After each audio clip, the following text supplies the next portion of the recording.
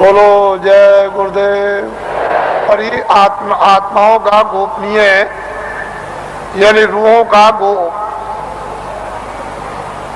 ये छुपा हुआ राज, ये खजाना है। ये जब तुम जरा सा रियाज और जरा कमाई करोगे, थोड़ी सी आप मेहनत अभ्यास और साधना करोगे तो जल्दी से ये प्रकट होने लगेगा। लेकिन तुम ऐसे ही बैठे रह गए तो घर का भी कोई काम नहीं होता। और वैसे घर में भी कोई आपको नहीं पूछेगा, अरे भाई काम प्यारा चांद थोड़ी प्यारा है। अरे भजन करोगे तब तो तुम प्यारे बनोगे, तब तो तुम्हारी जीवात्मा इस अंधकार से, इस जड़ता से निकलेगी। लेकिन भजन नहीं करोगे तो कौन किसको प्यारा? पति स्त्री को जवाब देता है, स्त्री पति को जवाब देती है, माँ बाप बच्चे को जवाब देते हैं, चाम नहीं प्यारा काम प्यारा। अरे बातें प्यारी नहीं है, साधना और भजन और प्यारा है। तो इसलिए थोड़ा तुम भी मेहनत करो, हम भी करो, दोनों की मेहनत से ये हो जाएगा, काम पूरा हो जाएगा। आज गुरु महाराज का ये उनका पुण्य, जो संकल्प यहाँ छोड़ गए हैं, जो आशीर्वाद और आदेश जो दे गए हैं, ये सब उनकी चीज है। हमारे पास कुछ उन्हीं का आशीर्वाद, उनकी दी हुई ये दौलत है। और उन्होंने आदेश दिया है कि इस तरह का जब समय आएगा तो बांट देना, वो आपको मिलेगी। उनकी ये स्मृति है, यादगार, कि ये खजाना महापुरुषों ने बांटने के लिए दिया है। ये उनकी यादगार और वो सब चीजें ताजी। गुरु महाराज बड़े सादे थे, बड़े सीधे थे, बहुत सादगी थी, बड़े सीधे थे, बड़े भोले थे, लेकिन जानते सब कुछ थे। कोई चीज उनसे छुपी नहीं, सब कुछ जानते थे। और उन्होंने ये संकल्प, तो उनका ये संकल्प है कि जीवों को बहुत लाभ होगा, रूहानियत का, आध्यात्मिकता का। आगे सब लोग तैयारी करो, भंडार खुलेगा और सब लोग उस भंडार में प्रवेश होंगे और असली खजाने की लूट होगी।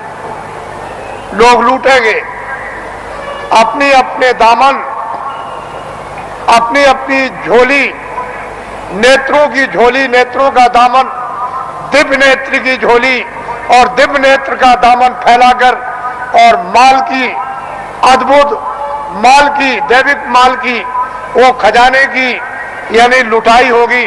और हीरे जवाहरात ये उस लुटाई के सामने कुछ नहीं है।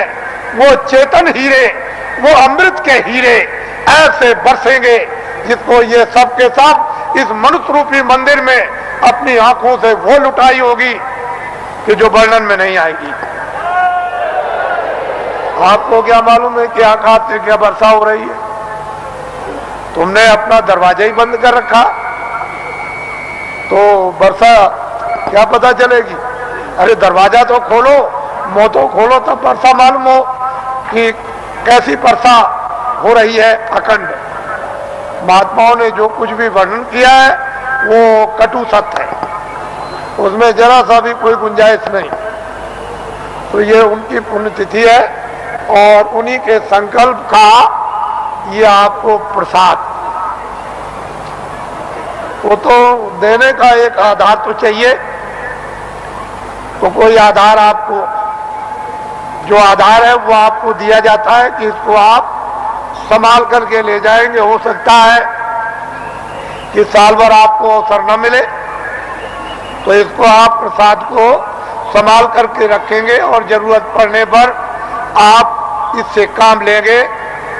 अपनी व्याधियों में, परेशानियों में कभी कभी ऐसा भी होता है कि हे मालिक, हमको कुछ नहीं चाहिए, जितने दुख हमारे कर्मों के हों वो जल्दी से जल्दी हमको दे दीजिए, लेकिन प्रार्थना यह है कि बर्दाश्त जरूर दीजिएगा, पर हमको आत्मधन लुटा दीजिए।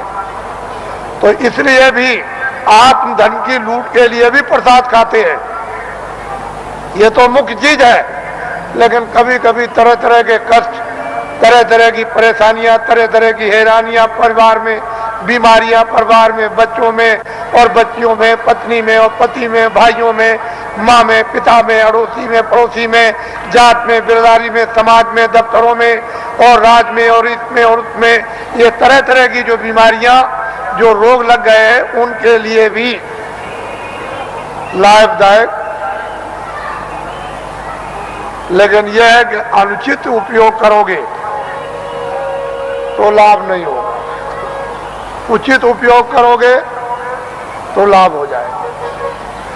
अनुचित क्या उपयोग है कि मैं ये प्रसाद खाता हूं, आज मैं रात को डकैती डालूंगा, मुझे 1 लाख रुपया मिलना चाहिए, ये अनुचित, इससे लाभ नहीं होगा। तुम इसको खा करके डकैती डालोगे, चोरी करोगे, मौके पे पकड़े जाओगे और फिर कर्मचारी अधिकारी पकड़ेंगे तो वो डंडे मारेंगे, कचहरी पहुंचा देंगे, तुम्हारी सजा हो जाएगी। तो अनुचित प्रसाद का उपयोग मत करो, उचित करो। और मेरी चोरी छूट जाए, मेरी डकैती छूट जाए, झूठ छूट जाए, छल कपट छूट जाए, बदमाशी छूट जाए और मुझसे ये छूट जाए और ये बुराई छूट जाए और मुझ में अच्छाई आ जाए, और जब उचित उपयोग करोगे कि मेरी बीमारी चली जाए या मुझे बीमारी में आराम हो जाए, तो इसमें लाभकारी होगा, फायदा कर। ये इसलिए बातें आपको बताए देता हूं कि आप श्रद्धा से, आस्था से आपने रात को तपस्या की है ठंडी में। हम भी देख रहे हैं, हम कोई ऐसा थोड़ी कि नहीं। आपको क्या मालूम कि रात को मैं कैसे घूम रहा था, किसी को नहीं पता कि मैं कैसे निकल के, किसी ने नहीं पहचान पाया, कोई भी सड़क पर पहचानने वाला नहीं मिला। तो आपको तो ये जानना चाहिए कि मतलब यह है कि मैं देखता हूं।